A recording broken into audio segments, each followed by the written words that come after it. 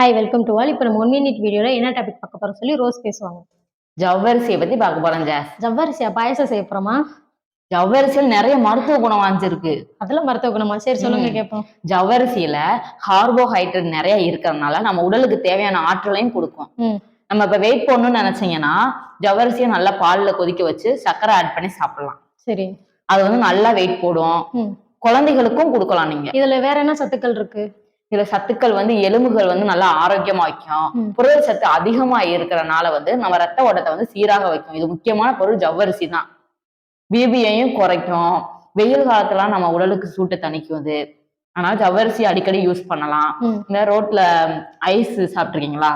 ஜவ்வரிசி ஐஸ்ன்னு சொல்லி விற்பாங்கல்ல. ஜவ்வரிசியில ஐஸ் பார்த்ததுல சேமியா ஐஸ் தான் பார்த்திருக்கேன். ஜவ்வரிசி ஐஸும் இருக்கும்.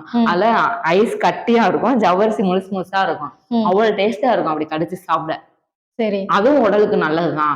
நம்ம உடல்ல வந்து சேதமடைந்த திசுக்கள்னு சொல்லுவோம்ல, சேதமடைந்த திசுக்கள்னு சொல்றதுனால அதுல உள்ள செல்கள் எல்லாம் குணப்படுத்துமா இந்த ஜவ்வரிசி. இது எல்லாமே செல்கள் உள்ளதையும் நார்மல் பண்ணி குணப்படுத்தி கொடுக்குது. குணப்படுத்தும். முடிஞ்ச அளவு இதை யூஸ் பண்ணுங்க. குழந்தைகளுக்கும் கொடுங்க. குழந்தைங்க இதை சாப்பிடலாமா? குழந்தைகளும் தாராளமா எடுத்துக்கலாமே. சரி, நானும் ட்ரை பண்ணி பாக்குறேன். ட்ரை பண்ணி பாருங்க. நீங்களும் ட்ரை பண்ணி பாருங்க. எங்க 1 மினிட் வீடியோவை சப்ஸ்கிரைப் பண்ணுங்க, லைக் பண்ணுங்க, ஷேர் பண்ணுங்க, கமெண்ட் பண்ணுங்க. தேங்க்யூ. தேங்க்யூ.